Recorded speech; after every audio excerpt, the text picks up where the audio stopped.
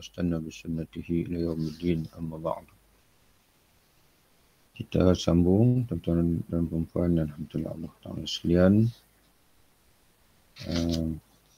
Kita masih lagi berada dalam bab yang ketiga daripada Kitabul Ilmi, di mana Imam Al-Ghazali rahimahullah dalam beberapa sesi pembacaan kita ini, Imam Al-Ghazali menjelaskan kadar ilmu yang diperlukan. Kerana ilmu jika dipelajari tanpa mengikut keutamaan, walaupun baik macam mana sekalipun, dia menjadi tidak baik. Kerana kita mempelajari apa yang kurang perlu dengan meninggalkan yang perlu. Ataupun kita bersibuk dengan yang kurang penting dengan meninggalkan yang penting. Jadi walaupun ilmu itu baik, tapi cara pengajaran kita itu tidak baik. Jadi Imam Al-Ghazali rahimahullah menjelaskan lagi. Pada hari ini kita akan baca kupasan Imam Al-Ghazali tentang bagaimana untuk kita mendalami ilmu agama itu. Bagaimana nak bermula daripada kita apa, dan dalam semua bidang, bidang fiqahnya, bidang tafsirnya, bidang hadisnya. Jadi Imam Al-Ghazali dia cuba untuk beri panduan kepada kita. Kita sambung muka surat 159. Kata Imam Al-Ghazali rahimahullah, bila anda telah selesai dari urusan diri sendiri dan diri anda itu telah bersih dan sanggup meninggalkan dosa zahir dan dosa batin, dan yang demikian itu telah menjadi darah daging dan kebiasaan yang mudah dikerjakan dan tidak akan ditinggalkan lagi, maka barulah anda bekerja dalam lapangan fardu kifayah dan peliharalah secara beransur-ansur. Jadi kita perlu beramal untuk diri sendiri dulu. Dan amalan tidak akan sempurna tanpa ilmu, tanpa kita mengetahui, mempunyai ilmu bagaimana nak beramal. Jadi setelah kita sempurna dipanggil urusan diri sendiri, iaitu fardu ain, barulah kita meluas kepada pelaksanaan fardu kifayah. Kita mengambil satu bidang daripada bidang fardu kifayah itu untuk kita lengkapkan dalam proses peranan kita sebagai pelengkap kepada masyarakat, khususnya masyarakat umat Islam. Dan lapangan fardu kifayah itu sendiri perlu dilakukan secara beransur-ansur. Kata Imam Ghazali dalam bidang ilmu, ilmu fardu kifayah, kata dia, mulailah dengan kitab Allah, kemudian dengan sunnah Nabi SAW. Jadi Imam Al-Ghazali sendiri pun mengesyorkan kita mulai dengan Quran, kemudian mulai dengan sunnah, kemudian dengan ilmu tafsir dan lain-lain ilmu Al-Quran dan ilmu Al-Quran yang lain, iaitu ilmu nasikh dan mansukhnya, dan mafsul, mausul, muhkam. Ini semua ilmu-ilmu yang tuan-tuan sekalian akan berjumpa kalau tuan-tuan belajar ulum Al-Quran. Ilmu tasyabih, ada ilmu muhkam dan ilmu tasyabihnya. Demikian juga dengan sunnah. Sunnah pun begitu juga, ada dipanggil cabang-cabangnya. Kemudian berusahalah dengan ilmu furu', iaitu ilmu mengenai mazhab dari ilmu fikih, tanpa membicarakan masalah khilafiyah. Mana belajar fiqh, tapi jangan terus masuk kepada masalah-masalah khilafiyah. Kemudian berpindah kepada ilmu usul fiqh. Jadi Imam Al-Ghazali mengesyorkan kita belajar dulu ilmu cabang fiqh. Makna sebagai contohnya kita belajar dulu kitab Safinatun Najah sebagai contohnya, ataupun ada satu matan yang lebih ringkas dari Safinatun Najah, iaitu matan Sittin Masalah Imam Az-Zaid Al-Misri. Tuan-tuan sekalian perasan anda ada kongsikan, anda ada terjemahkan matan tu, dan juga ada syarah sebuah sikit matan Imam Az-Zahid Al-Misri. Itu lebih ringkas daripada Safinatun Najah. Dan ataupun di sana ada dipanggil kitab-kitab ringkasan yang lain, contohnya Al-Muqaddimah Al-Khadramiyah. Itu khusus bagi tuan-tuan dan puan sekalian yang ingin belajar cabang-cabang fiqh dalam mazhab Al-Imam Asy-Syafi'i rahimahullah. Kemudian berpindah berilmu usul fiqh. Demikianlah terus sampai kepada ilmu-ilmu yang lain selama nyawa masih dikandung badan dan selama waktu mengizinkan.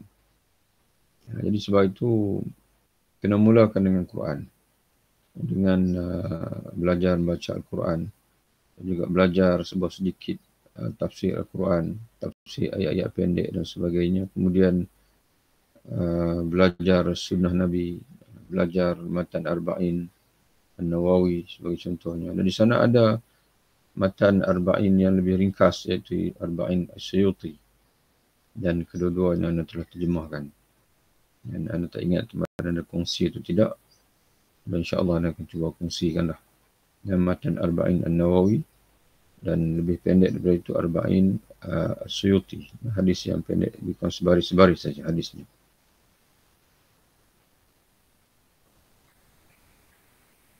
Janganlah anda menghabiskan umur pada suatu pengetahuan sahaja. Dari pengetahuan-pengetahuan itu. Kerana hendak mendalaminya benar-benar. Sebab ilmu itu banyak dan umur itu pendek. Dan ilmu pengetahuan itu adalah alat dan pengantar. Dan dia tidaklah menjadi tujuan yang sebenarnya, tetapi sebagai alat untuk menuju kepada yang lain. Jadi ilmu ni alat, jambatan untuk kita mencapai tujuan sebenar, iaitu ubudiah kita kepada Allah. Mengenal Allah dan juga mengenal jalan yang membawa kita kepada Allah. Itu yang ditekankan oleh Imam Al-Ghazali rahimahullah dalam kitabnya Jawahirul Quran. Di mana ada Jawahirul Quran itu, Imam Al-Ghazali dia menghimpunkan dua kumpulan ayat. Satu ayat-ayat, ini kitab yang ana kuliahkan setiap hari Sabtu di surau Al-Imam Syafi'i Taman Jali. Bagi tuan-tuan dan puan yang biasa mengikuti kuliah hari Sabtu, jadi kuliah itu mengupas kitab Jawahirul Quran. Jadi Imam Ghazali dia himpunkan dua kumpulan ayat-ayat Quran. Satu ayat Jawahir, ayat permata. Ayat-ayat ini iaitulah ayat-ayat yang menjelaskan kepada kita tentang Allah. Kemudian diikuti dengan kumpulan ayat yang kedua, iaitu ayat durar, ayat mutiara, iaitu ayat-ayat yang menceritakan kepada kita jalan untuk menuju Allah Ta'ala. Jalan untuk menuju Allah Subhanahu wa Ta'ala. Setelah kita mengenal Allah, maka kita menempuh jalan untuk mencapai keredaan Allah dan seterusnya masuk syurga. Dalam syurga kita akan dapat melihat Allah Subhanahu wa Ta'ala. Dan formatnya format suratul Fatihah. Suratul Fatihah diawali dengan memperkenalkan tentang Allah, ya Rabbul Alamin, Ar-Rahman, Ar-Rahim, Maliki Yawmiddin. Itu nama-nama utama bagi Allah Subhanahu wa Ta'ala, sampai Allah sendiri, nama Allah sendiri. Setelah itu disusuli dengan Iyyaka na'budu wa iyyaka nasta'in. Hanya kepada Engkau ya Allah kami menyembah. Setelah kita kenal Allah, maka kita sembah Allah Ta'ala dan juga kita nasta'in, memohon pertolongan kepada Allah, yakni bertawakal kepada Allah. Dan setelah itu kita berdoa, mohon hidayah, petunjuk daripada Allah Subhanahu wa Ta'ala. Jadi kata Imam Ghazali, jangan meletakkan ilmu itu sebagai tujuan. Ilmu itu sebagai perantara untuk kita beramal. Jadi sebab itu jangan kita target untuk mendalami suatu ilmu saja dengan sedalam-dalamnya, tanpa kita melihat juga ilmu-ilmu yang lain. Kerana semua ilmu dalam Islam ni adalah penting. Kita kena ada bahagian, kena ambil bahagian, kena ada pastikan ada bahagian kita daripada ilmu Quran, ilmu tafsir, ada bahagian kita daripada ilmu sunnah, hadis-hadis Nabi.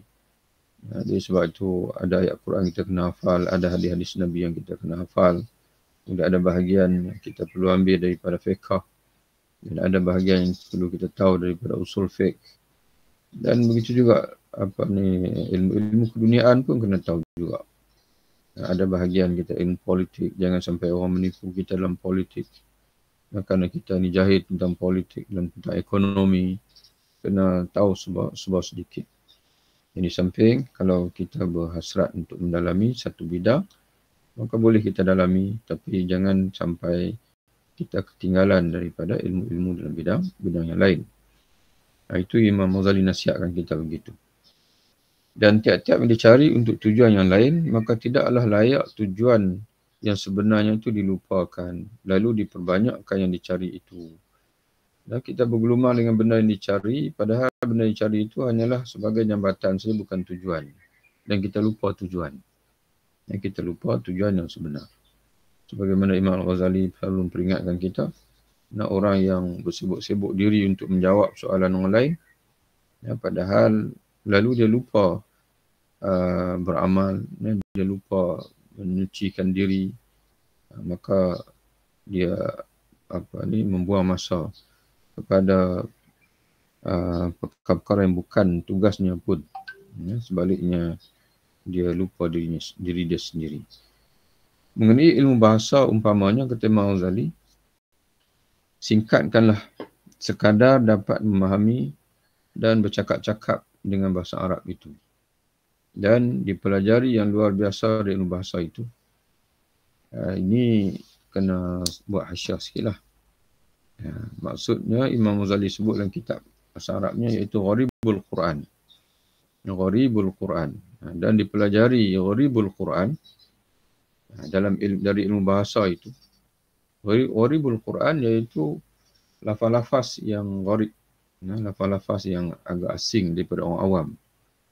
Yang mana lafaz-lafaz dalam Quran yang mana makna lafaz itu tidak familiar, tidak dipanggil, tidak diketahui kebanyakan orang awam, maka perlu dirujuk makna yang tepat kepada alim ulama. Itu makna gharibul Quran. Maka ilmu gharibul Quran, iaitu pengertian yang sebenar ataupun yang benar bagi lafaz-lafaz yang agak asing dalam Quran itu,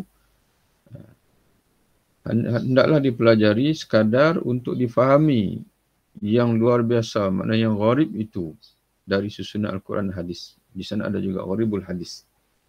Jadi bukanlah keterlaluan dipanggil tawassuk kepada pengertian-pengertian yang mendalam yang tidak diperlukan pun untuk kita memahami Al-Quran dan juga mentadabbur Al-Quran.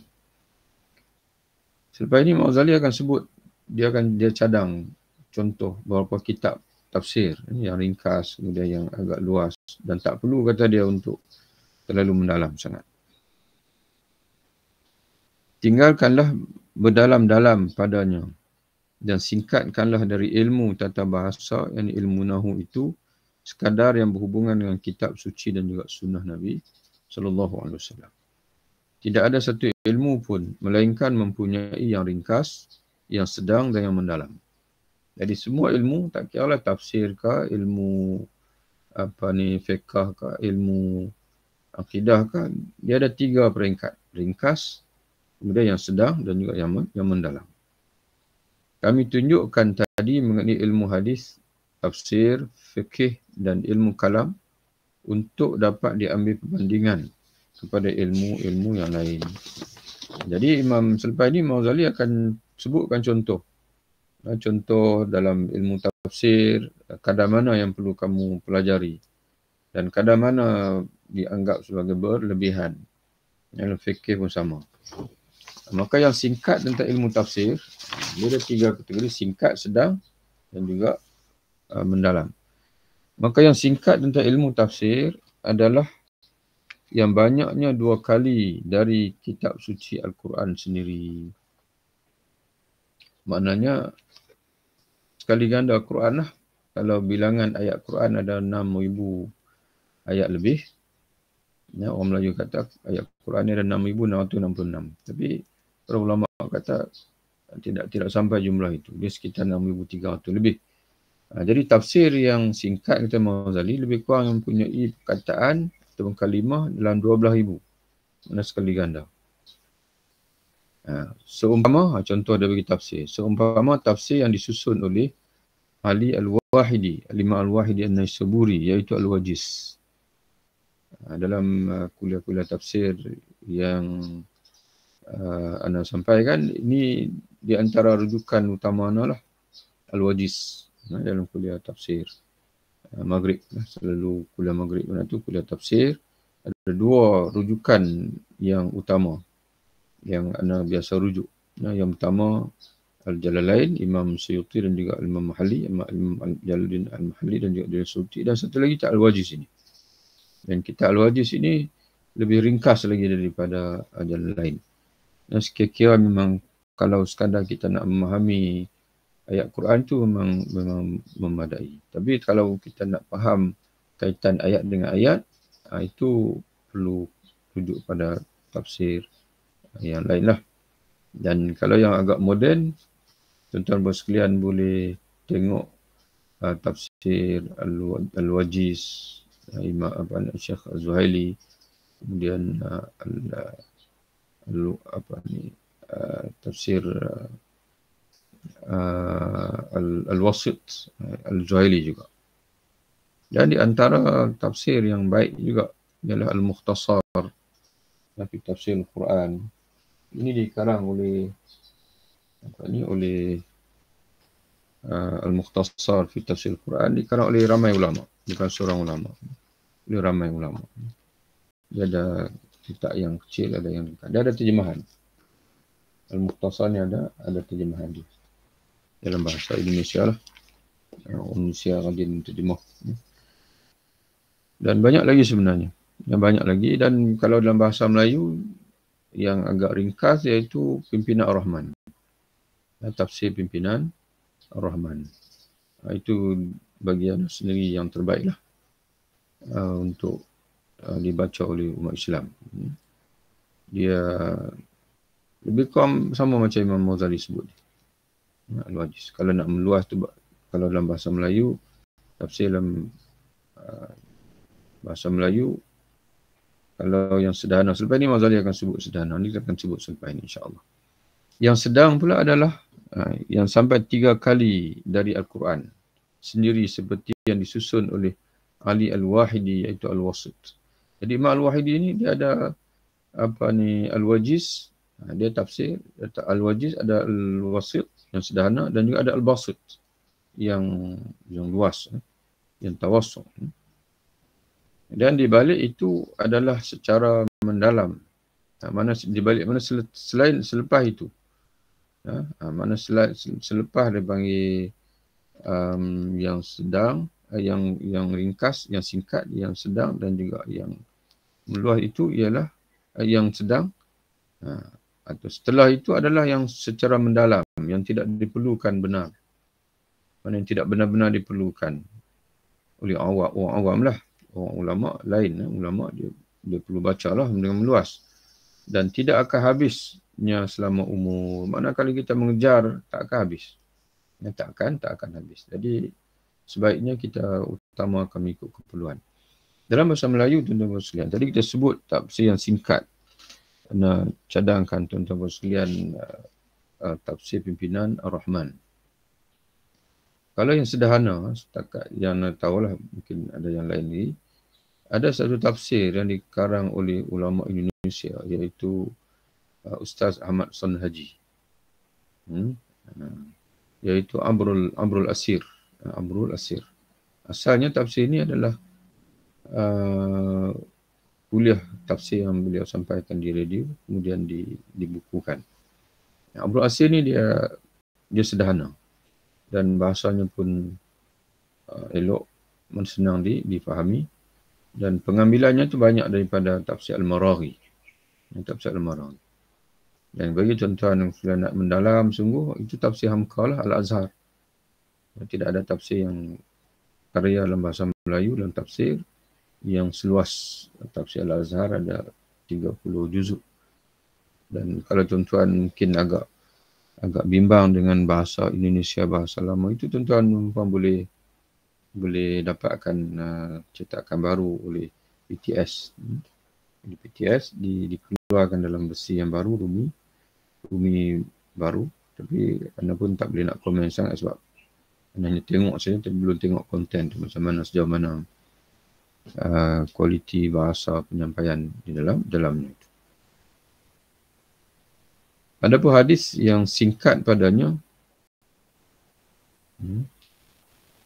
dan selain daripada itu, bagi tuan-tuan dan puan yang tafsir juga, ada satu terjemahan Mukhtasar Tafsir Ibn Katsir yang elok juga kalau tuan-tuan yang rajin nak baca tafsir. Dan walaupun ikhtisar Mukhtasar Tafsir Ibn Katsir, tapi dia kalau ikut bahasa Imam Ghazali ni, dia bukan pertengahan lah, dia memang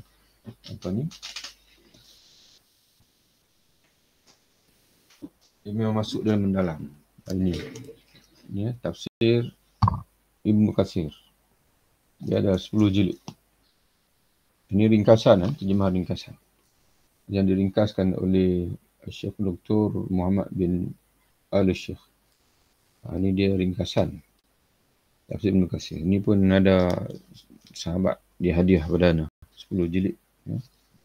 Ini pun bagus juga dari segi terjemahan dia, dari segi bahasa.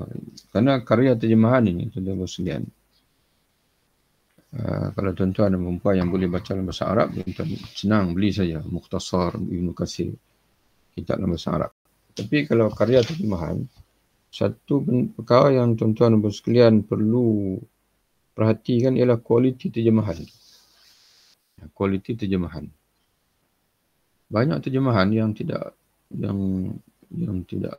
dipanggil yang lemah lah, yang tidak tepat, terjemahan itu tidak tepat. Kemudian Imam Ghazali sambungkan lagi, itu selesai masalah tafsir. Adapun hadis yang singkat padanya adalah memperolehi apa yang ada dalam kitab Sahih Al-Bukhari dan juga Sahih Muslim, dengan meminta pengesahan dari hadis yang dipelajari itu kepada seorang berilmu dengan matan kata-kata hadis itu. Yang dengan merujuk pada syarah lah, mana disahkan pengertiannya itu dengan oleh orang berilmu. Mana kita mempelajari daripada orang yang dapat mengajar kita memahami matan hadis, ataupun yang kita merujuk pada syarah hadis. Jadi Imam Ghazali dia mengistilahkan Sahih Al-Bukhari dan juga Sahih Muslim itu sebagai singkat bagi dia. Jadi bagi kita bukan lagi singkat lah. Kalau Sahih Bukhari ada 7,000 hadis. Kalau yang dibuang berulang-ulang, maka dalam sekitar 2,000 hadis.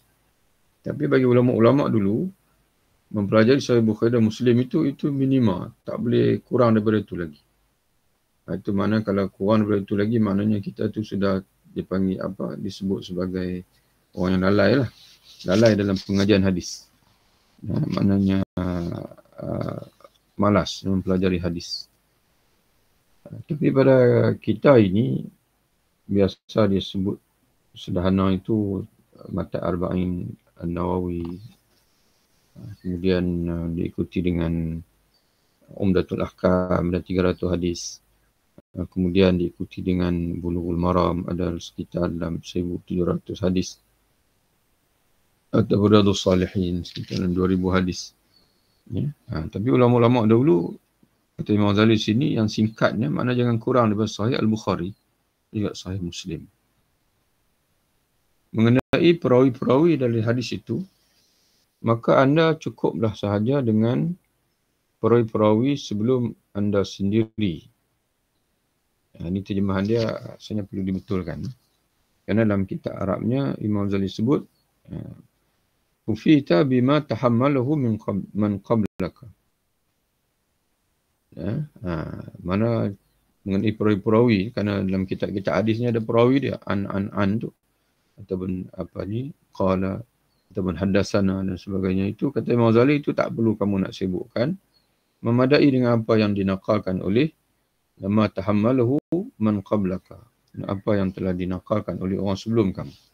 Iaitu kata dia dengan berpegang kepada kitab-kitab yang ditulis mereka. Mana bahasa lain kita kata kita taklid sajalah. Taklid pada ulama muhaddisin. Tak perlulah kiranya anda menghafal seluruh hadis yang ada dalam kedua sahih itu.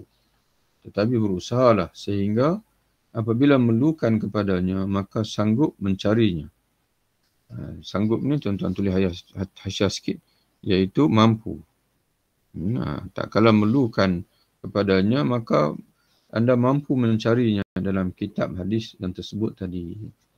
Jadi sebab itu Sahih Bukhari ni dia kena baca selalu. Dia baca kemudian macam Quran juga. Macam Quran juga. Dia baca khatam. Kemudian ulang lagi baca khatam. Baca khatam. Hadis Sahih Bukhari pun sama juga. Baca, kemudian khatam, kemudian ulang baca. Sekira-kira bila kita nak beramal saja, kita tahu di mana kita nak rujuk. Inilah hadis sekian. Sebagai contohnya, bila kita dalam rokok, nak baca apa? Rujuk dalam hadis sekian. Dalam bab sekian. Itu yang dimaksud oleh Imam Al-Ghazali rahimahullah. Jadi sebab itu, kitab-kitab yang utama ini, contoh macam tadi, kita ada satu kitab yang kita pelajari sungguh-sungguh. Contohnya, tuan-tuan sekalian tafsir. Tuan-tuan baca dan pelajari Pimpinan Ar-Rahman. Sehingga kan bila tuan-tuan baca ayat Quran, asal-asal ayat ini apa maknanya? Rujuk dalam Pimpinan Ar-Rahman. Oh gitu. Okay, bila tuan-tuan pelajari, sudah tentu ada syarah yang tuan-tuan pernah dengar daripada guru. Kemudian hadis pun begitu juga. Benar begitulah. Kita dalam hidup kita ni, kitab utama dalam setiap bidang. Dan tafsir, sekian-sekian kitab dalam hadis, sekian-sekian kitab. Dan ini memang memerlukan masa. Jadi kerana itu Islam turun dalam masa 23 tahun. Dan itulah sebenarnya masa yang kita perlu tempuh untuk belajar. Sepatutnya. Jadi, bila nak mula itu? Sepatutnya kita telah mula ketika kita berusia 10 tahun. 10 tahun itu kita dah mula serius belajar. Maka ketika mana kita berumur 30 tahun, kita selesai. Tinggal lagi kita nak ulang kaji begitu saja. Tapi oleh kerana cara pembelajaran kita pada zaman hari ini sudah tidak menempuh zaman dulu lagi, maka kita banyak buang masa. Kita sudah berusia 50 tahun, tapi kita tak belajar agama, tak belajar serius. Kita ikut sana, sekejap ambil sana, ambil sini. Kita tidak belajar secara serius. Tidak ada orang yang membimbing kita. Dan tapi walaupun kita tak boleh putus asa. Sakit-baki umur yang masih ada dalam usia kita ni, kita perlu betulkan. Walaupun ada usia kita seminggu, 2 minggu lagi, dalam masa seminggu, 2 minggu tu kita mesti betulkan dengan melihat kembali keutamaan-keutamaan dalam hidup kita ini, termasuk dalam pengajian agama, pengamalan agama itu sendiri. Kemudian mengenai yang sedang pula. Jadi yang singkat kata Imam Ghazali, iaitu dengan mempelajari Sahih Al-Bukhari dan juga Sahih Muslim. Itu yang singkat ni panggil. Mengenai yang sedang pula, yang sedang pada hadis itu ialah dengan menambah kepada kitab Sahih, menambah dari kitab Sahih yang 2 di atas, 2 tadi. Iaitu hadis-hadis yang terdapat dalam kitab Musnad yang sahih. Tulis itu.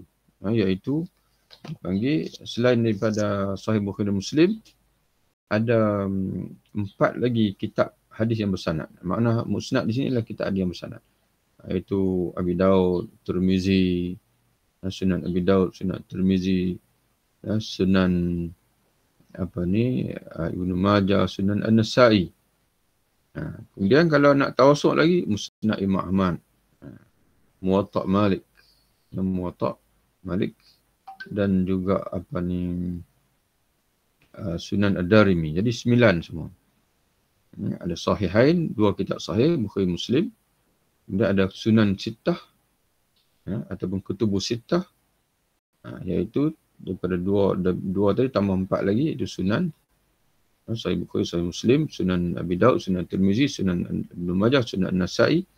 Kemudian ada di sana istilah Kutubut Tis'ah, kitab 9. 6 tadi plus 3, iaitu Musnad Imam Ahmad, Muwatta' Malik dan juga Sunan Ad-Darimi. Adapun yang meluas dan mendalam, itu yang sedang kata Imam Ghazali. Tambah lagi, plus lagi kitab-kitab hadis lain dalam Sunan Sittah ataupun Sunan Tis'ah tadi. Adapun yang meluas pula dan mendalam dalam hadis itu ialah di balik yang tadi, mana selain daripada kutub Sittah ataupun Tis'ah tadilah, sehingga melengkapi kepada seluruh hadis yang diterima. Baik yang dhaif, makna bukan saja mengaji hadis sahih. Kata Imam Ghazali, kalau nak meluas sungguh-sungguh.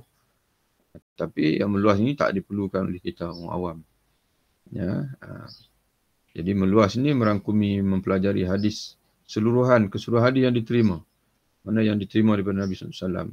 Ataupun yang dikatakan datang daripada Nabi. Baik yang dhaif, yang kuat, yang al-qawi, yang sah, as-sahih. Yang sah, as-sahih. Dan yang bercacat, as-saqim. Ataupun al-ma'lul. Serta mengetahui pula cara-cara penerimaan hadis itu. Keadaan orang-orang yang menjadi perawi hadis. Namanya dan sifatnya. Okey, selesai hadis. Adapun fiqih. Jadi tuan-tuan sekalian, itu syur Imam Ghazali. Mungkin Imam Ghazali ni dia lahir 450 Hijrah. Dan wafat tahun 504 Hijrah. 1000 tahun yang lalu. Mana standard ulama-ulama zaman tu memang tinggi. Hebat dipanggil. Tapi zaman kita ini, para ulama mensyurkan kita dalam ilmu hadis ini, mulakan dengan hadis 40 Imam Nawawi. Matan hadis 40 Imam Nawawi rahimahullah. Jadi tuan-tuan berselam memang kena baca sungguh-sungguh. Baca berulang kali. Ambil pen, pensel ke tanda. Hadis yang pertama, apa pengajaran dia. Hadis yang kedua, apa pengajaran dia. Kemudian baca berulang kali. Kemudian setelah itu, peluaskan kepada Umratul Ahkam. Ada 400 hadis. Imam Al-Maqdisi. Kemudian setelah itu, peluaskan lagi kepada kalau tuan-tuan nak terus kepada fiqh, Bulughul Maram. Ada sekitar 1700 hadis. Bulughul Maram.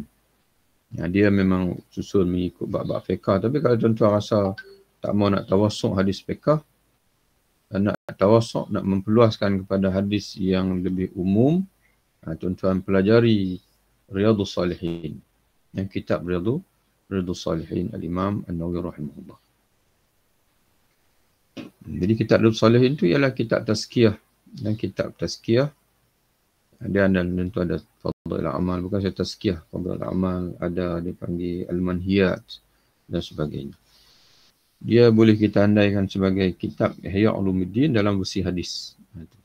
Format penyusunan dia hampir menyamai kitab susunan Imam Ghazali. Dalam Ihya Ulumuddin, tapi melalui matan-matan hadis. Susunan Imam An-Nawawi rahimahullah.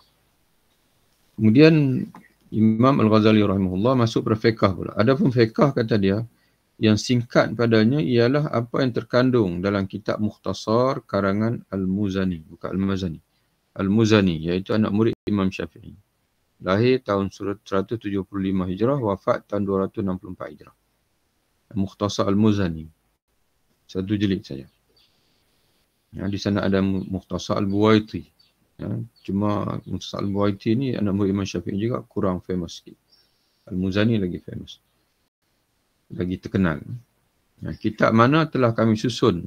Kemudian kitab Mukhtasar Al-Muzani ni telah ditambah baik oleh Imam Ghazali sendiri, kata dia, telah kami susun dalam kitab Khulasah Al-Mukhtasar. Khulasah Mukhtasar Al-Muzani. Imam Ghazali dia ada kitab dia yang namanya Khulasah Al-Mukhtasar.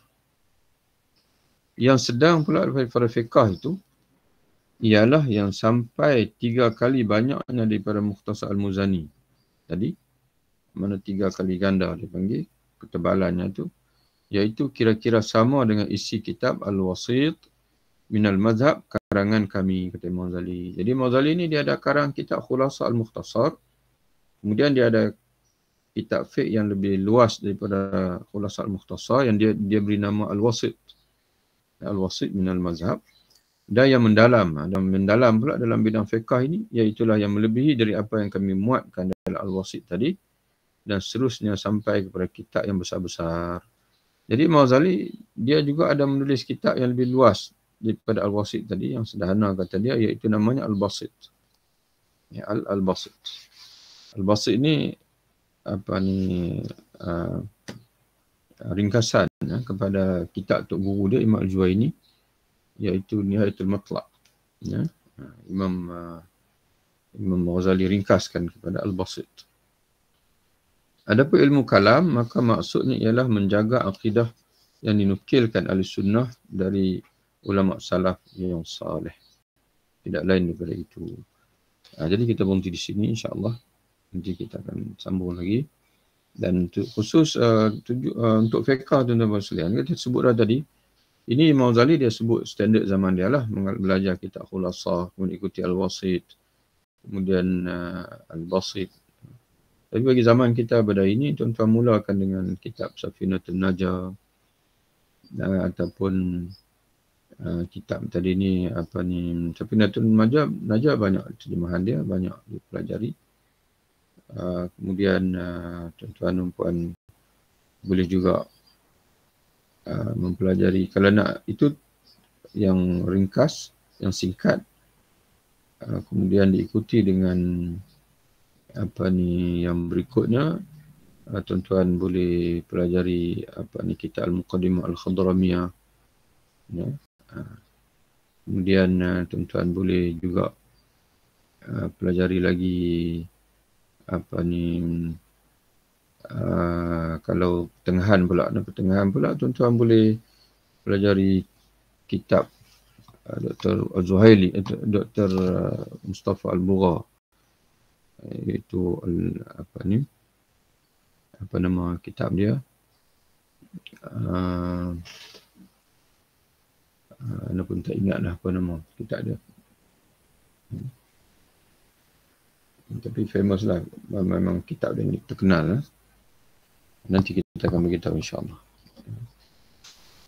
Dan dia ada ringkas, kitab Mustafa Al-Bugha ni ada ringkas, tahzib, dan ada yang dan mazhab Syafi'i agak pertengahan.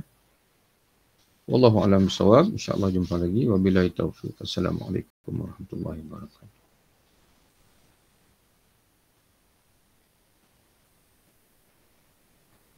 Waalaikumsalam. Terima kasih Ustaz. Ya, sama-sama.